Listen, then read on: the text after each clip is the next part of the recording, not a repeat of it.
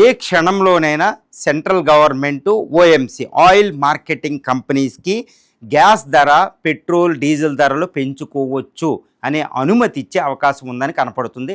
ఎందుకంటే OMCs oil marketing companies like BPCL, తర్వాత Hindustan petroleum, తర్వాత ఐఓసి, ఆయిల్ ఇండియా కార్పొరేషను, ఇవేంటంటే 30,000 కోట్ల నష్టాన్ని భరిస్తున్నాయి అని తెలుస్తుంది. ఎందుకంటే పెట్రోలియం ప్రైసెస్ $100 కంటే ఎక్కువ పెరిగిపోవడం, పెట్రోలియం తర్వాత గ్యాస్ కొరత రావడం వల్ల ఇవి నష్టాలను ఎదుర్కొంటూ ప్రజలకి సప్లై చేస్తున్నాయి. ఎందుకంటే గవర్నమెంట్ 5 రాష్ట్రాల ఎన్నికల దృష్టి ఇప్పటివరకు గవర్నమెంట్ ఈ పర్మిషన్ వాటికి ఇవ్వలేదు, అందుకని అది భరించింది, ఏది సేల్స్ ట్యాక్స్ అవి తగ్గించి.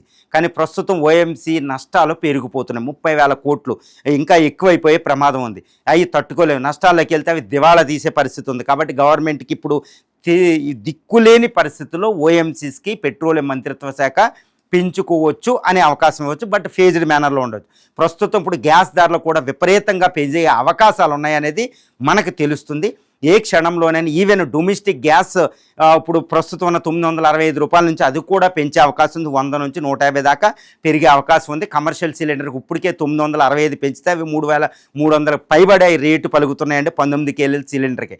ఇప్పుడు పెట్రోలు లీటర్కి ఒక 5 నుంచి 10 రూపాయల దాకా పెరిగే అవకాశం ఉంది. డీజిల్ ధర కూడా ఇప్పుడు చెప్పాలి అంటే ఇప్పుడున్న ప్రస్తుతం 80-85 రూపాయల నుంచి, లేకపోతే ఒక్కో రేట్లో ఒక్కో ప్రాంతంలో ఒక్కోటి ఉంటుంది అనమాట. అది అక్కడ నుంచి ఇంకో 5 నుంచి 10 రూపాయల వరకు డీజిల్ ధర కూడా పెరిగే అవకాశం ఉందన్నమాట.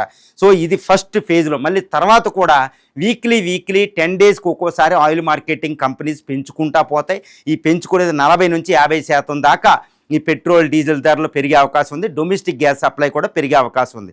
మరి ఏంటి అంటే ఇంకా తప్పనిసరి పరిస్థితుల్లో ఇప్పుడు భారతీయుల మీద ఈ పెట్రోల్, గ్యాస్ ధరలు గుదిబండ పడే అవకాశం ఉందనేది మనకు ప్రస్తుతం ద్వారా తెలుస్తుందండి.